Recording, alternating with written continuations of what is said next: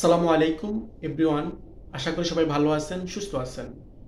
আসলে কয়েকদিন যাবৎ আপনাদের সাথে ভিডিও শেয়ার করতেছি না। আসলে বেশিরভাবে আমি অসুস্থ এবং নানা রকম সমস্যার কারণেই আপনাদেরকে আপডেট তথ্যগুলো জানাতে পারতেছি না। তো আজকে সময় পেয়েছিলাম, এই জন্য মনে করলাম যে না, আপনাদের কাছে কিছু তথ্য দেওয়া অতি জরুরি এবং প্রয়োজন। তো প্রিয় মালয়েশিয়ান প্রবাসী ভাইরা, আপনারা জানেন বিগত কয়েক মাস কিন্তু আমরা বলেছিলাম যে মালয়েশিয়াতে বাংলাদেশের প্রবাসী কল্যাণ উপদেষ্টা মালয়েশিয়াতে আসার কথা রয়েছে এবং মিটিং মিটিং হওয়ার কথা ছিল, কিন্তু নানা রকম জটিলতা বা বিভিন্ন রকম সমস্যার কারণে বাংলাদেশের প্রবাসী কল্যাণ উপদেষ্টা মালয়েশিয়াতে আসতে পারে নাই। পরবর্তীতে লাস্ট যে আপডেটটা আমাদেরকে দিয়েছিল সেটা হচ্ছে যে এই মাসের রানিং মাসের 15 তারিখে বাংলাদেশ থেকে একটা দল, একটা টিম এখানে আসতেছে মালয়েশিয়া দ্বিপাক্ষিক আলোচনা এবং কলিং বিষয় বিস্তারিত নিয়ে। তো আজকে আপনারা জানেন যে বর্তমানে মালয়েশিয়া এবং নেপালের সাথে কিন্তু অলমোস্ট কলিং বিষয় কিন্তু রানিং হয়ে গেছে। এটা আপনারা আসলে অনেকেই জানেন, আবার অনেকেই কিন্তু জানেন না।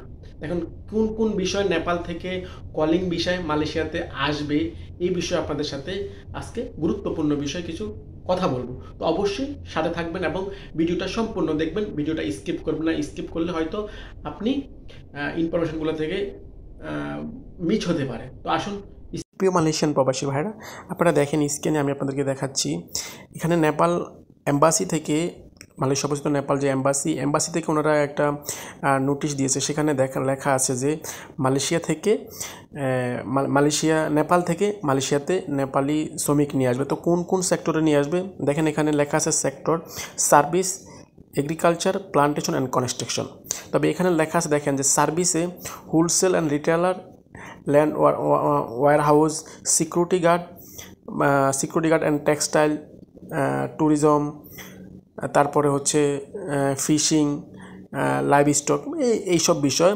মানে এখানে 4টা সেক্টরে কিন্তু নেপাল থেকে মালয়েশিয়াতে নেপালি শ্রমিক আসার কথা রয়েছে এবং অলরেডি নেপাল এম্বাসি সেটা কিন্তু ওনাদের লোকদেরকে, ওনাদের শ্রমিকদেরকে নোটিশের মাধ্যমে জানিয়ে দিয়েছে।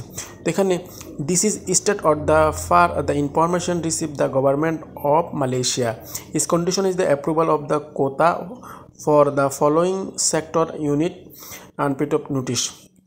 এখানে ওনারা এটাই বলেছে, এটা কোতা মোটামুটি মালয়েশিয়ার সাথে, নেপালের সাথে নেপাল এম্বাসির সাথে, মালয়েশিয়া গভর্নমেন্টের সাথে এবং নেপাল গভর্নমেন্টের সাথে কোতা অ্যাপ্রুভাল অলরেডি হয়ে গেছে। পরবর্তীতে মালয়েশিয়া গভর্নমেন্ট যখন চূড়ান্তভাবে ওনারা শ্রমিক নেওয়ার যখন আবার একটা নোটিশ দিবে, তখন থেকে নেপাল থেকে মালয়েশিয়াতে নেপালি শ্রমিক আসতে পারবে।